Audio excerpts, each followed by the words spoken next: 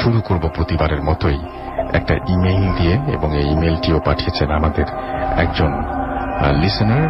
আমার মনে হয় যে এই ইমেইলটি আপনাদের যথেষ্ট আনন্দ দিতে পারবে। দেখা যাক কেমন লাগে আপনাদের কাছে। তো ঠিক যেভাবে লিখেছেন আমি সেভাবেই পড়ছি। আসসালামু আলাইকুম রাসেল ভাই, আমি জানি আপনি সবসময় ভালোর দলে, তাই আর জিজ্ঞেস করলাম না যে আপনি কেমন আছেন। এর আগে আমি একটি ইমেল পাঠিয়েছিলাম। ইমেলটি আপনি 14 সেপ্টেম্বর 2018 তারিখে ভূত এফএমে প্রথমেই পড়ে শুনিয়েছিলেন। এর জন্য আপনাকে অনেক অনেক ধন্যবাদ জানাই। আজ আবারও একটি ইমেল পাঠালাম, ভালো লাগলে পড়ে শোনাবেন। আমার নাম বদরুদ্দোজা বাঁধন, বগুড়া শহরের জহুরুল নগর থেকে লিখছি। দেখুন, আমরা বিশ্বাস করি, এই ইমেলটাও খুব অদ্ভুত, এবং আমরা বিশ্বাস করি যে আপনারা আপনাদের যে ঘটনাগুলো, সে ঘটনাগুলো নিজ দায়িত্বে পাঠান, এবং আপনারা জানেন যে ভূত এফএমে সবসময় সত্য ঘটনা শেয়ার করতে হয়, এবং আমরা সবসময় বলি যে বিশ্বাস করা না করা আপনাদের ব্যাপার। এবং সবসময় একটা জিনিস মাথায় রাখবেন যে ভূত এফএমে যে ঘটনাটি পাঠাবেন সেই ঘটনাটি অবশ্যই যাচাই বাছাই করে নিয়ে নিজ দায়িত্বে পাঠাবেন। কারণ এটা আপনি যেটা বলবেন আপনাকে যাচাই বাছাই করার একটা পর্যায় পর্যন্ত সম্ভব, তারপরে আর সম্ভব না। তারপরে আপনি ভালো জানবেন যে আপনি সত্যি বলছেন না মিথ্যা বলছেন। কিন্তু আমি বিশ্বাস করি যারা ভূত এফএম পছন্দ করেন, যারা ভূত এফএমকে ভালোবাসেন, তারা কখনো এরকম মিথ্যা কোনো ঘটনা শেয়ার করবেন না। সেই বিশ্বাস রেখে কিন্তু আমি ঘটনাগুলো পড়ে শোনাই আপনাদেরকে। তো যাই হোক, যেভাবে লিখেছেন আমি সেভাবেই পড়ছি। আজ আমি যে ঘটনাটি শেয়ার করব সেটি 1992 সালের, এবং ঘটনাটি 90 সালের, এবং ঘটনাটি আমার নানার মুখে শুনেছি। বলে রাখা ভালো, আমার নানা একজন পরহেজগার মানুষ ছিলেন, এবং তিনি মসজিদে ইমামতি করতেন। একজন আলেম হওয়ার সুবাদে তার অসংখ্য আলেম ওলামার সাথে পরিচয় ছিল। এমনই একজন আলেম হলেন ওমর আলী। ওমর আলী একজন অনেক বড় মাপের আলেম।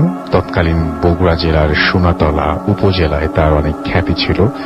প্রায় পুরো সোনাতলা থানার লোক তাকে ওমর আলী হুজুর নামে চিনত। তিনি জিন আসরকারী ব্যক্তিদের জিন ছাড়ানো, বাড়ি বন্ধ, জিনকে বশ করা সহ এই ধরনের কাজে বেশ পারদর্শী ছিলেন। তাই পুরো সোনাতলা উপজেলা জুড়ে তার অনেক কদর ছিল। আর সাধারণত তিনি তার এই কাজগুলো রাতে করতেন, তাই তার লাইফেও ঘটে যায় অসংখ্য রকমের ভয়ঙ্কর ঘটনা। তার মধ্যে একটি ঘটনা আমার নানা আমাদেরকে প্রায়শই শোনাত। সেই ঘটনাটি আমি আজ শেয়ার করব। 1992 সালে তৎকালীন সোনাতলা থানায় কর্মরত এক পুলিশ কনস্টেবল সোনাতলা থানার পাশে বাসা ভাড়া নিয়ে থাকত। তার 16 বছর একটি মেয়ে ছিল। মেয়েটির উপরে জিন আসর করেছিল। জিন আসর করার পর সময় মেয়েটি ছটফট করত, উচ্চ শব্দে কর্কশ হাসি দিত, বাড়ি থেকে বের হয়ে দৌড় দিত, নিজের চুল নিজেই কেটে ফেলত। এরকম আরো নানা রকম ঘটনা ঘটত তার সাথে। আশেপাশের অনেক হুজুর তাবিজ পানি পড়া দিয়েও জিন ছাড়াতে পারেননি। একদিন সকালবেলা হঠাৎই তার কথা বলা বন্ধ হয়ে যায়। মেয়েটি শত চেষ্টার পরেও আর কথা বলতে পারছিল না।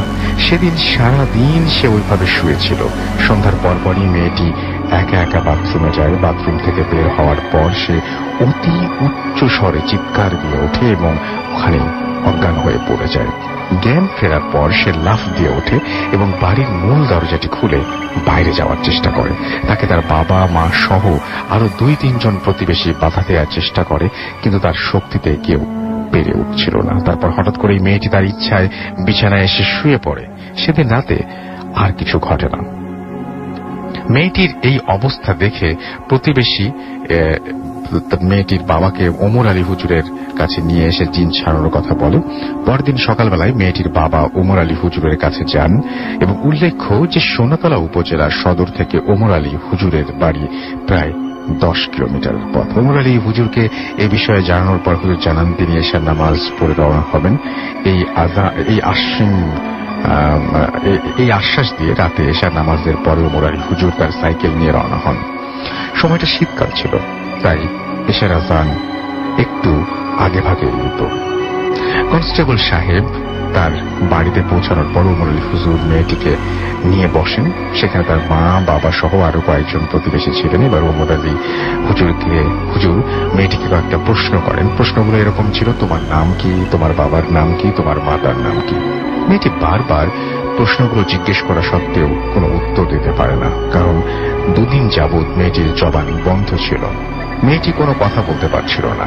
এবার ওমর আলী হুজুর মেয়েটিকে সূরা ইখলাস এবং সূরা ফাতিহা পাঠ করতে বলে এবং বলে, তোমার কণ্ঠে না বের হলে তোমাকে এই সূরাগুলো পাঠ করতে হবে। মেয়েটি কষ্ট করে মুখ নাড়িয়ে নাড়িয়ে সূরাগুলো পাঠ করছিল। মেয়েটির খুব কষ্ট হচ্ছিল এবং সূরা পাঠ করতে করতে সে বারবার থেমে যাচ্ছিল এবং কেঁদে ফেলছিল। এক পর্যায়ে মেয়েটি 2টি সূরা পড়াই সম্পন্ন করে ফেলে।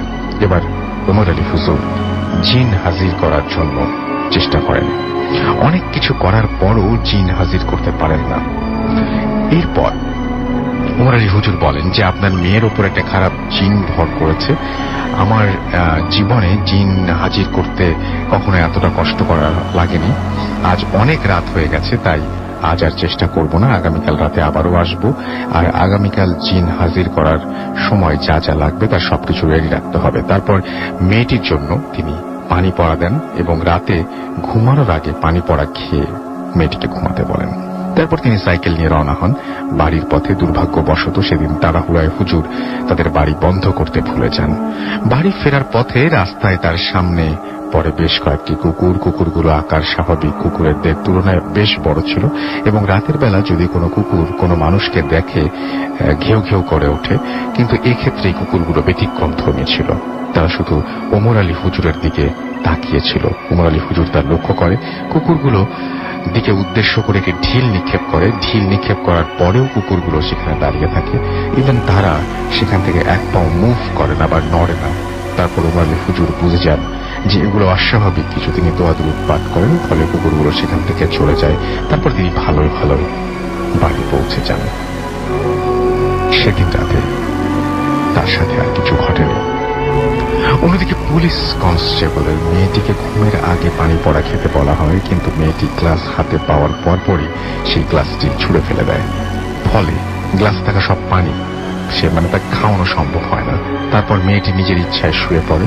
এদিকে মেয়ের বাবা মা ভয়ে আতঙ্কে সারা রাত জেগে থাকার পরিকল্পনা নেয়। বাট রাত 2টা-3টার মধ্যে তাদের দুজনেরই প্রচন্ড ঘুম ধরে এবং দুজনেই ঘুমিয়ে পড়েন। সকালবেলা ঘুম থেকে ওঠার পরে তারা দেখতে পান তাদের মেয়েটি সেখানে নেই। তাহলে মেয়েটি কোথায় গেছে? সবাই খোঁজাখুঁজি শুরু করে, কিন্তু কোথাও খুঁজে পাওয়া যাচ্ছে না। এক পর্যায়ে দুপুর আনুমানিক 2টার দিকে তাকে সোনাতলার থানার নিকটবর্তী একটি জঙ্গল বাঁশ ঝাড়ে পড়ে থাকতে দেখা যায়। সেখান থেকে তাকে বাড়িতে নিয়ে এসে পুনরায় তালাবদ্ধ অবস্থায় রাখা হয়। সেদিন রাতে ঈশার নামাজের পর ওমর আলী হুজুর আবারও ওই বাড়িতে আসেন। তারপর তাকে কাল রাতের ঘটনাটি বলা হয়। জবাবে ওমর আলী হুজুর বলেন, কাল রাতে ওই পানি পড়া খেলে এই সমস্যাটি হতো না, আর আমি কাল রাতে বাড়ি বন্ধ করতে ভুলে গিয়েছিলাম, যার ফলে এই সমস্যাটি হয়েছে। এরপর একটি ঘরের আলো নিভিয়ে সেই ঘরে মেয়েটিকে নিয়ে আসা হয়। সেদিন ওমর আলী হুজুর মেয়েটির রক্তের সম্পর্ক অর্থাৎ মেয়েটির বাবা মা ছাড়া আর অন্য কাউকে ওই ঘরে প্রবেশ করতে দেননি। এরপর তিনি জিন হাজির করার জন্য দোয়া দুরূদ পাঠ করতে শুরু করেন। 8 ঘন্টা পর মেয়েটির মধ্যেই জিন হাজির হয়। এরপর ওমর আলী হুজুর মেয়েটির মধ্যে থাকা জিনটিকে উদ্দেশ্য করে প্রশ্ন করা শুরু করেন। প্রশ্নগুলো এমন, তোর নাম কি, তুই কি চাস, এই মেয়েটির জবান কেড়ে নিয়ে কি প্রমাণ করতে চাচ্ছিস, তুই কালকে রাতে মেয়েটিকে বাড়ি থেকে তুলে নিয়ে গিয়েছিলি কেন? জবাবে জিন উর্দু ভাষায় উত্তর দেয়, আমার যাকে ভালো লাগে তাকে আমি ছাড়ি না। এরপর ওমর আলী হুজুর আবারও তাকে জিজ্ঞেস করে, কি পেলে তুই মেয়েটিকে ছাড়বি, আর যদি না ছাড়িস তাহলে তোকে বধ করে বোতলবন্দি করে রাখবো। জবাবে জিন বলে তাকে অনেকগুলি রুটি এবং মাংস দিতে হবে। জিনের কথা মতো তাকে 1 বাটি গরুর মাংস এবং রুটি দেয়া হয়, কারণ ওমর আলী হুজুর আগে থেকেই মেয়েটির ভেতরে থাকা জিনটি এবং আগে থেকেই তার বাবাকে এগুলো ব্যবস্থা করতে বলেছিলেন। এদিকে মাংস এবং রুটি দেওয়ার পর মেয়েটির ভেতরে থাকা জিন তা খেয়ে নেয় এবং মেয়েটির দেহ ত্যাগ করে চলে যায়। জিনটি চলে যাওয়ার সময় তাদের ওই বাড়িটি ভূমিকম্পের মতো কেঁপে ওঠে। সবাই ভয় পেয়ে যায়। এক পর্যায়ে ওমর আলী হুজুর দোয়া দুরূদ পড়া শুরু করে, ফলে কম্পনটি থেমে যায়। এরপর মেয়েটি ওখানে লুটিয়ে পড়ে। কিছুক্ষণ সেবা যত্নের পর মেয়েটি জ্ঞান ফিরে আসে এবং 3 দিন পর মেয়েটি কথা বলতে পারে। এরপর ওমর আলী হুজুর মেয়েটিকে ওই 3 দিন তার সাথে কি কি ঘটেছে এই বিষয়ে জিজ্ঞেস করেন, বাট মেয়েটি কিছুই মনে করতে পারে না। তারপর হুজুর বুঝতে পারেন যে এই কয়েকদিন ওই খারাপ জিন তার স্মৃতিভ্রম করে রেখেছিল, যার ফলে ওমর আলী হুজুর বুঝতে পারে জিনকে এভাবে ছেড়ে দেওয়া বড্ড ভুল হয়েছে। এরপর হুজুর মেয়েটিকে একটি তাবিজ দেন এবং তারপর বাড়ি বন্ধ করে দেন এবং পরিশেষে তাদের কাছে বিদায় নিয়ে চলে আসেন। রাত আনুমানিক 12:30টার দিকে ওমর আলী হুজুর পুলিশ কনস্টেবলের বাড়ি থেকে বের হন। বাড়ি ফেরার পথে ওমর আলী হুজুর ফিল করেন পেছন থেকে সাইকেলটিকেও টেনে ধরে আছে, কারণ তার সাইকেল চালাতে বেশ কষ্ট হচ্ছিল। অনেকক্ষণ সাইকেল চালাতে চালাতে তিনি ক্লান্ত হয়ে পড়েন। এক পর্যায়ে তিনি ভাবেন যে রাস্তা দিয়ে এভাবে যেতে যেতে অনেক সময় লাগবে, এর চেয়ে ফাঁকা ধান ক্ষেতের ভেতর দিয়ে হেঁটে গেলে অনেক দ্রুত বাড়ি পৌঁছানো যাবে। আর সে সময় শীতকাল ছিল বলে সে সময় মানুষের ধান কাটাও শেষ হয়ে গিয়েছিল, আর জমিগুলো অন্য কোনো ফসলও লাগানো হয়নি। মোট কথা জমিগুলো ফাঁকা এবং শুকনা রূপে পড়েছিল। ওমর আলী হুজুর এই জমিগুলোর ওপর দিয়েই হাঁটতে থাকেন। হাঁটতে হাঁটতে তার চোখের সামনে পড়ে সাদা পোশাক পরা কিছু লোক তারা দাঁড়িয়ে আছে, আর তারা একটি লাশ সামনে নিয়ে কার জন্য যেন অপেক্ষা করছিল। ওমর আলী হুজুর সামনে এগিয়ে যান। সামনে এগিয়ে যেতে লোকগুলো হুজুরকে মওতের জানাজা করতে বলেন।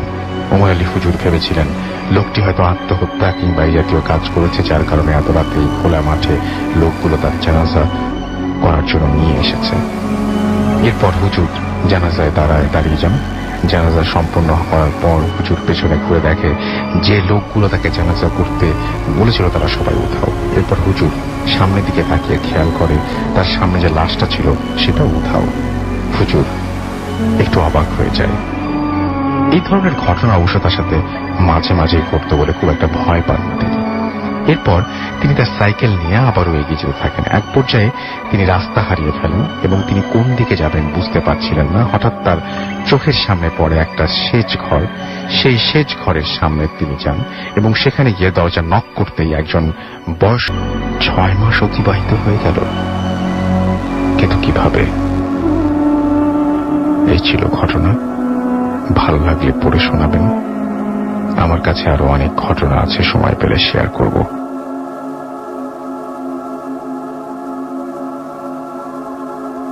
একটা ঘটনা, এবং এই ঘটনাটি আমাদের সাথে একজন অডিও ক্লিপের মাধ্যমে শেয়ার করেছেন। সেই ঘটনাটি আমরা চলে যাব এবং ফিরে আসবো তারপর আবারও। সেই পর্যন্ত আমাদের সঙ্গে থাকুন।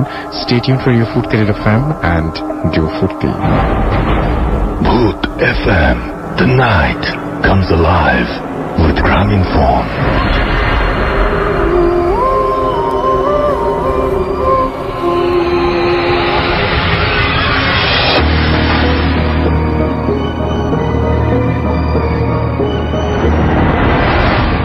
হ্যালো রাসেল ভাই, আমি নন্দিতা, কলকাতা ইন্ডিয়া থেকে। আমি আজ কলকাতার ওয়েস্ট বেঙ্গলের উত্তর 24 পরগনার একটি ঘটনা বলতে চাই। ঘটনাটি বেশি দিন পুরনো না, 2012 কি 2011 ঘটনা। তো ঘটনাটা শুরু হয় ভাবে, এটি আমার মামার বাড়ির ঘটনা। তো আমার দাদুদের পূর্বপুরুষরা যে পুরনো পৈতৃক বাড়িটি ছিল সেটিকে 5 ভাগে ভাগ করে নিয়েছে, যেহেতু তারা 5 ভাই ছিলেন।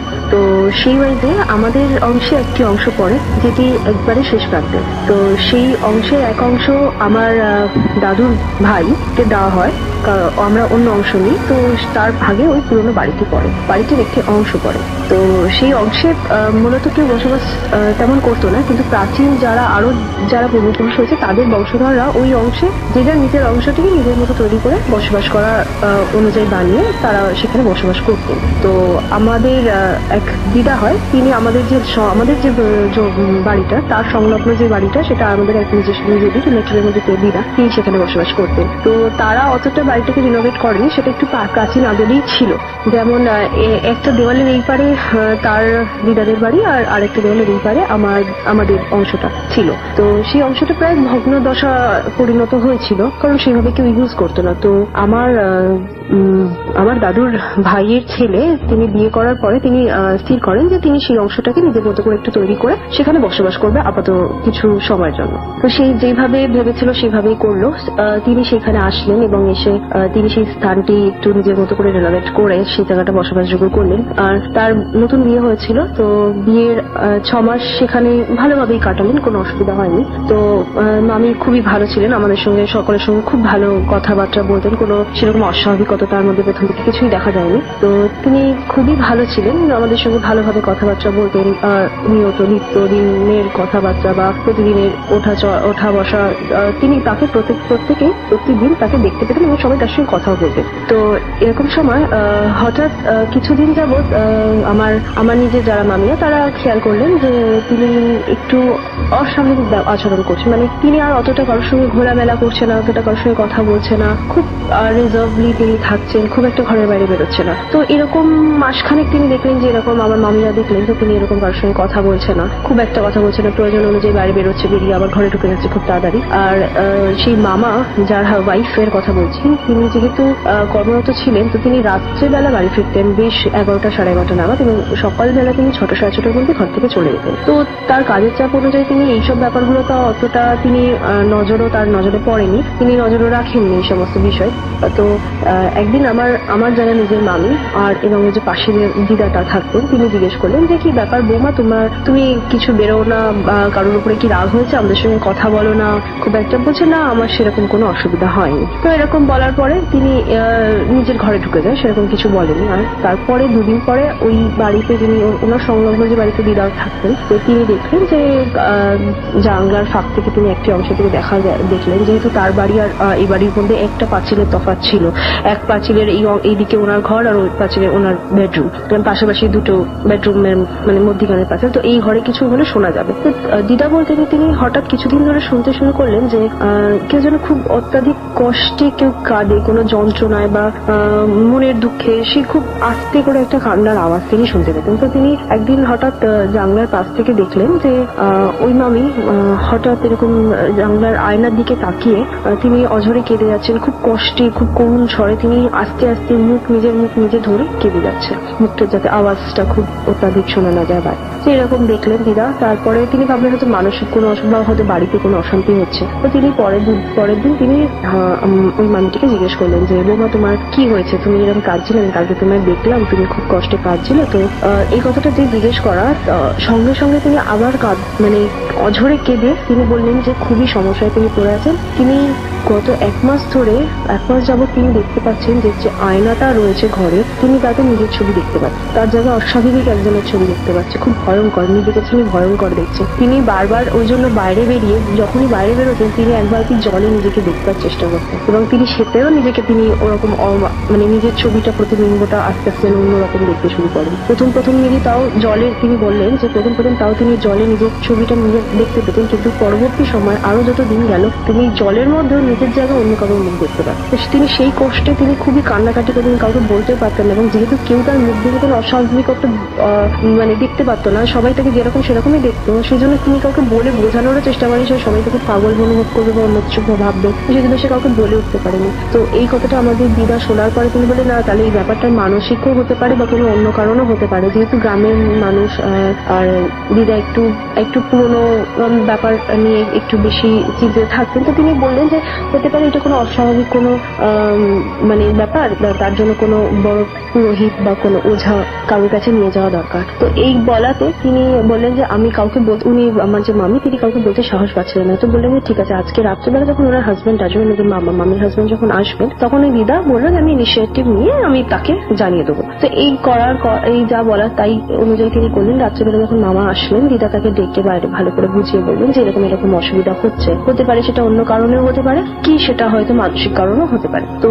নতুন বউ মানসিক রোগগ্রস্ত বললে বা ভূতে ধরলে এই ব্যাপারটা বললে সবাই মানে একটু মান সম্মানের ব্যাপার হিসেবেই হয়তো দেখতো, সেই জন্য সবাই একটু ইতস্তত, মানে মামা নিজে একটু বড্ড ইতস্তত হয়ে গেলেন। কিন্তু মামার ইতস্তত ভাবটা দেখে বোঝা গেল যে মামাও নিশ্চয়ই কিছু জানতো, যেহেতু নতুন বউ বলে কাউকে কিছু বলতে চাইতো না। তো মামা দিদার এই কথাটা বলাতে মামা একটু সচ্ছল হয়ে মামা দিদাকে বললো যে তিনিও অনুভব করেছে মাঝরাত্রিরে উঠেই মামি নাকি খুব কান্নাকাটি করে, গোড়ানি শব্দ পাওয়া যায়, মানে মুখ চেপে কাঁদার শব্দ তিনি খেয়াল করেছেন। কিন্তু তিনি খেটে খুঁটে আসতেন রাত্রিবেলা অনেক রাতেই, তিনি তাই এই ব্যাপারটাকে মানে অতটা গুরুত্ব দেননি। তিনি মানে পরের দিন সকালবেলা থেকে কাজে যেতে হবে, সেটাই তার মেন ফোকাস থাকবে। তো তিনি ভাবেন যদি সেরকম কোনো অসুবিধা হতো তাহলে মানুষ সেটা তাকে বলতো, যেহেতু সেটা বলেনি বলে তিনি অতটা ভ্রুক্ষেপ করেনি ব্যাপারটা। তো এই ব্যাপারে কিছুদিন পরে মামা ডিসাইড করলেন যে হ্যাঁ তাকে একদিন ছুটি নিয়ে তাকে কোনো একটা ভালো ওঝার কাছে দেখানো হবে, সেটাই ডিসিশন নেওয়া হলো। যেহেতু তার ব্যাপারটা মানে সাইকোলজিক্যাল থেকে একটু বেশি একটু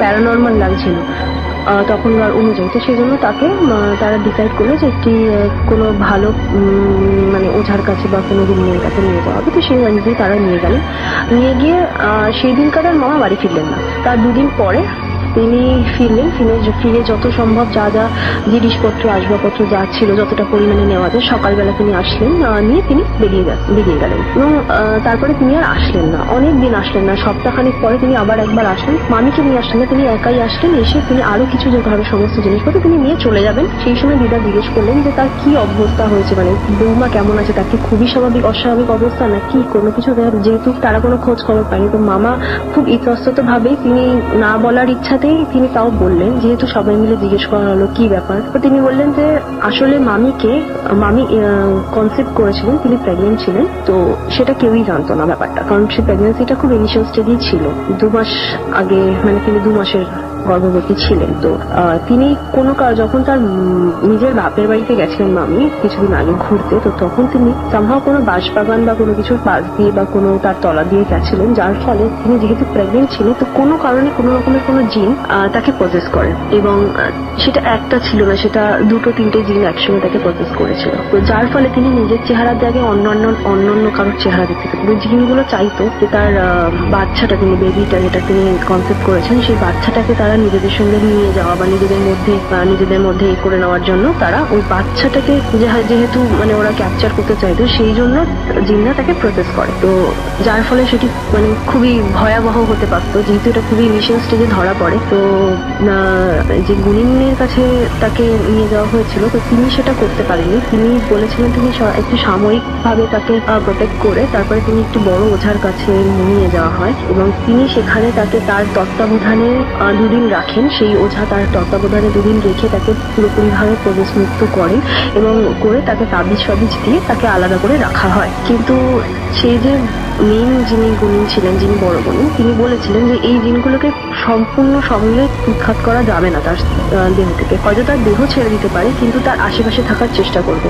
আর যেহেতু জিনগুলো তাকে ধরেছিল আর তিনি সেই ধরার পরে তিনি এসে বসবাস শুরু করেছিল ওই ঘরে, তো সেই ঘরটা কোনোভাবে তারা প্রসেস করে রাখতে পারে। তো তিনি এই কথাটা কিন্তু মামা তখন বলেননি যে ঘরটাকে কোনোভাবে প্রসেস করতে, তিনি মামা শুধু বলেছিলেন যে এখনো সেইভাবে বিপদ কাটেনি, তাই তাকে তার অন্য জায়গায় অন্য বাড়িতে মানে তার নিজের বাপের বাড়িতে রাখা হয়। তো এই বলে মামা চলে যান। তো এরকম কিছুদিন যেতে কিছুদিন ধরে আমার যে দিদা, যিনি পাশেই থাকতেন, পাশের ঘর একদম তার সংলগ্ন ঘরটা তারই ছিল, তিনি খেয়াল করতে পারলেন যে রাত্রেবেলা সেই যেমনি কান্নার আওয়াজ, সেই কান্নার আওয়াজ আবার যেন খুব আস্তে, খুবই মৃদু, মানে খুব হয়তো রাত্রেবেলা কারণ ঘুম ভাঙলে কোনো কারণে সে হয়তো খুব হালকা একটা আওয়াজ তিনি শুনতে পারবেন, মানে এরকম তিনি আওয়াজ কিছু শুনতে পেয়েছেন। তো 2-1 দিন শোনার পরে আস্তে আস্তে যেন আওয়াজটা একটু বাড়তে শুরু করে, মানে এবার যেন মানে আওয়াজের জন্যই ঘুমটা ভেঙে যাচ্ছে এরকম আওয়াজ হচ্ছে। তারপরে দেখছেন তিনি যে ঘরের দেওয়ালটা, যেহেতু পাশাপাশি 2টো দেওয়াল ছিল, তাদের দেওয়ালের মধ্যে একটা জানলা ছিল, সেটা বন্ধ থাকতো, সেটা সম্পূর্ণভাবে সিল করা জানলা ছিল, কিন্তু সেটি কাঠের জানলা হওয়ার দরুনে কাঠের মধ্যে যদি কেউ ধারালো নখ দিয়ে আছড়ালে যেরকম আওয়াজ হয়, তিনি ওরকম আওয়াজ পেতেন, যেন কেউ নখ দিয়ে কাঠটাকে আছড়ানোর চেষ্টা করছে। খুবই ফাস্ট কেউ যদি লোক দিয়ে আছড়ানোর চেষ্টা করে যেরকম আওয়াজ হয়, তো সেরকম হচ্ছে। তো প্রথম দিকে ভেবেছিল সবাই যে কাঠের ঘুণ ধরলে যে হয়তো ওরকম কিছু, কিন্তু পরবর্তী সময় দিদা দেখে যে ওটা কাঠের ঘুণের ওরকম আওয়াজ হতে পারে না, অত তীব্র একটা নির্দিষ্ট সময় সেই আওয়াজটা হয় রাত্রেবেলা ঠিক 3টের সময় এরকম আওয়াজ হয়।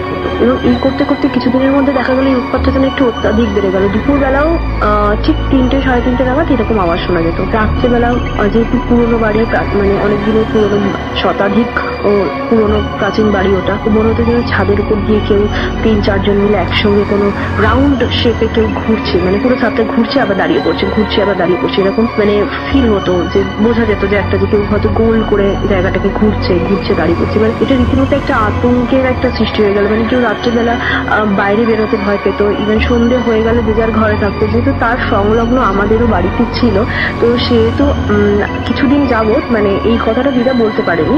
কিছুদিন পরে এই কথাগুলো আমার মামিদেরকে যখন এসে তিনি বলেন যে তিনি এরকম ফিল করছে, এরকম আওয়াজ হচ্ছে, তখন আমার মামিরাও বলেন যে প্রত্যেক দিন প্রায়ই তারা সন্ধ্যেবেলা যখন বাড়ির লাইটটা জ্বালা হয় বারান্দার, তখন দেখা যায় কেউ যেন ওই যে ঘরটিতে ওই দিদা মামারা থাকতেন, মনে হয় যেন ওখান থেকে কেউ সরে যায়। যতক্ষণ না লাইটটা জ্বালানো হয় ততক্ষণ যেন ওখানে কেউ একটা দাঁড়িয়ে থাকে। যেই লাইট জ্বালানো হয় আমাদের বারান্দায়, কেউ বারান্দায় ইউজ করার জন্য বা বাইরে যাওয়ার জন্য, তখনই মনে যেন কেউ সরে যায়। ওটা পুরোপুরি পরিষ্কার বোঝা যেত যে কেউ একজন সরে গেল। এর মধ্যে একদিন আমি সেখানে যাই মামার বাড়িতে। তো গিয়ে আমরা ঠিক আমাদের ঠাকুর ঘরের সামনে, আমি আর আমার বোন সেটি বারান্দার কাছে ছিল, তো আমি আর আমার বোন দাঁড়িয়ে গল্প করছিলাম। গল্প করতে করতে আমার অনেকক্ষণ ধরে বেশ হঠাৎ নজরে পড়লো যেন আমার, দেখলাম যে ওখানে কিছু একটা দাঁড়িয়ে রয়েছে ওই ঘরটার মধ্যে, যেহেতু ঘরটা বারান্দা থেকে দাঁড়িয়ে সম্পূর্ণরূপে দেখা যেত। তো আমি ভাবলাম হয়তো আমার বোনের ছায়া পড়েছে, আলোতে আমরা দাঁড়িয়ে রয়েছি, তার ছায়াটা হয়তো ওখানে পড়েছে। কিন্তু কিছুক্ষণ পর আমি ফিল করলাম আমার বোন তো নড়ছে চড়ছে, কিন্তু ওই জিনিসটা নড়ছে না। তারপরে আমি ভাবলাম হয়তো কোনো কাঠের বড় গুড়ি বা কিছু রাখা আছে, যার জন্য হয়তো ওটা দেখতে মানুষের মাথাটার মতো, যেহেতু আমি শরীর কিছু দেখতে পাচ্ছিলাম, একটা মাথার মতো কিছু দেখতে পাচ্ছিলাম। তো ভাবার পরে খানিক্ষণ পরে না আমার যেন একটু ভেতর থেকে একটু যেন ভয় লাগতে শুরু করলো। গাটা হালকা ভারী হয়ে যাচ্ছিল, মনে হচ্ছিল যেন ওই জিনিসটা যেন আমাকে নিজেকে দেখাতে চাইছে। আমি তাকাতে চাইছি না, তাও যেন মনে হচ্ছে যে সে যেন আমাকে দেখাতে চাইছে, আমার যেন বারবার ওদিকে তাকাতে ইচ্ছা করছে। আমি লাস্টবার আমি যে মনে আছে আমি যখন তার দিকে তাকালাম, তখন আমার যেন মনে হলো যে আমি তার মধ্যে দুটো চোখ দেখতে পেলাম। তো সেইটা দেখার পরে আমার ওই কাঠের গুঁড়ি ভাবার, যে আমি নিজেকে যুক্তি দিয়ে ভাবতে চেষ্টা করছিলাম যেটা একটা কাঠের গুঁড়ি, সেটা আমি ভাবাটাকে ধরে রাখতে পারলাম না। তখন আমি আমার বোনকে বলা প্রয়োজন মনে করি, কারণ আমি জানি সে বলে সে যথেষ্ট ছোট, সে আরো বেশি আমার থেকে ছোট, সে ভয় পেয়ে যাবে, তো বা চিল্লামিল্লি করবে, সেটাতে হয়তো কোনো কিছু খারাপ হতে পারে। তো আমি তাকে বললাম যে চলো এখান থেকে চলে যাই। তো বলে সে বললো না দিদি ভাই একটু বসো, আমরা একটু গল্প করি, ঘরে গেলে সবার সামনে বড়দের সামনে একটু কথা বলবো। তো আমি বললাম না একটু পরে যাই, একটু পরে আসবো বলে আমি ওর হাতটা ধরে যাতে ওদিকে না তাকিয়ে আমি ডান দিকে নিলাম, যে আমি সোজা ঢুকে গেলাম ঘরে। ঢুকে গিয়ে তারপর সঙ্গে সঙ্গে আমি আমার সেজমামিকে বলি কথাটা। সেজমামিকে বলার পরে সেজমামি বললো যে হ্যাঁ ওরকম তো কোনো একটা ব্যাপার রয়েছে। তখন আমরা সবাই জানতে পারলাম, আমি তখনও জানতাম না যে এরকম একটা ঘটনা ওখানে ঘটছে। তো সেজমামি বললো হ্যাঁ ওরকম তো আছে। সঙ্গে সঙ্গে আমার 2 ভাই, তারা বললো, যেহেতু তারা খুব একটা এই ভূত পেতে বিশ্বাস করতো না, আর আমাদের বাড়িতে একটা অকেশনে আমরা গেছিলাম কালী পুজো উপলক্ষে, তো আমার আরো 2 ভাই বাইরে থেকে কলকাতা থেকে তারা গেছিল, তারাও বললো যে না এরকম তো হয় না, আমরা গিয়ে দেখবো। তো আমি যে ওখানে একটা জিনিস দেখেছি সেটা আমি জানি, তো তাদেরকে তো আমি কাউকে প্রমাণ করতে পারিনি যে আমি দেখেছি, কিন্তু তারা সঙ্গে সঙ্গে কি করলো, দুজনে 2টো টর্চ নিয়ে সঙ্গে সঙ্গে সেখানে গেল। টর্চ মারাতে দেখলো সেখানে কিচ্ছু নেই। আমি তখন নিজেকে ভাবলাম যদি এটা একটা গুড়িয়ে হতো, আমি যদি হ্যালোসিনেট করতাম, তাহলেও তো ওখানে গাছের গুড়িটা অবস্থান করা দরকার ছিল, বা হয়তো কিছু আমার বোনের মাথার ছায়াও পড়লে সেটা যখন আমার বোন নড়ছিল সেটারও তো নড়ে যাওয়া উচিত, সেটা স্টিল ওখানে ছিল। তো আমি নিজে যেন বুঝে গেলাম যে হ্যাঁ সত্যি সেখানে আমি আজকে সেদিনকারে কিছু একটা প্যারানর্মাল দেখেছিলাম। যার পর থেকে আমি একটু অসুস্থ হয়ে পড়ি। তার 2 দিন পরে, সেদিন পর থেকে 2 দিন আমি একটু অসুস্থ থাকি, কিন্তু তারপরে মোটামুটি একটু ঠাকুরের ফুল জল দেওয়াতে আমি ব্যাপারটা রিকভার করে যাই। তো আমি তারপরে 2 দিন পরে আমি সেখানে চলেও আসি। তো পরে শোনা গেছিল যে ওই যে দিদা ছিলেন, যিনি পাশে থাকতেন, তিনি অত্যাধিক এত অত্যাচার তার ঘরের উপরে হতো, ওই রাত্রেবেলা হাঁটা চলা, ইভেন ওই নখ দিয়ে আছড়ানো, ইভেন ঘরের মধ্যে কেউ হালকা কান্না। তো সবাই বাড়িতে একটা পুজো করা হলো, সত্যনারায়ণের পুজো করে তারপরে সেটা অতটাও তাও কমানো যায়নি, কিন্তু আস্তে আস্তে সেটি নিজে নিজেই মানে এই ব্যাপারটা সেটা নিজে নিজেই দেখলাম আস্তে আস্তে, মানে সেটা কোনো পুজোর দ্বারাও সেটা ঠিক করা যায়নি বা কোনো রকমের কোনো কিছুর দ্বারাই সেটা ঠিক করা যায়নি, কিন্তু সেটা নিজে থেকে ব্যাপারটা আস্তে আস্তে কমতে শুরু করার পরে সেটা একেবারে এখন 6-7 বছর পরে এখন আর সেরকম কেউ ফিল করতে পারে না। কিন্তু সেই মামি তারপরে তার বাচ্চাটা মিসক্যারেজ হয়ে যায়, তো তার সেই বাচ্চাটা আর থাকে না। তো সেই পরে মামি কিন্তু আর কোনোদিনও এখনো পর্যন্ত, সেটা তার নিজস্ব বাড়ি হওয়া সত্ত্বেও, কোনোদিনও সেই বাড়িতে এখনো আসে না। আর মামা মাঝে মধ্যে আসে, এসে ঘরটা একটু পরিষ্কার করি, তাও খুব দিবালোকে আসে, মানে সকালবেলা 9:30, 10টা, 11টা অব্দি হার্ডলি থাকে, তারপরে তিনি চলে যায়। তো রাসেল ভাই, এই ছিল আমার ঘটনা, ভালো লাগবে শোনাবেন। আর আই রিয়েলি লাভ ভূত এফএম। আই উইশ কে আমি প্রত্যেক এপিসোডে একটা করে অডিও ক্লিপ পাঠাতে পারবো, বাট সেটা আমি চেষ্টা করব। আর আমি চেষ্টা করবো আরো ভালো ভালো ভূতের গল্প কালেক্ট করা। Thank you very much.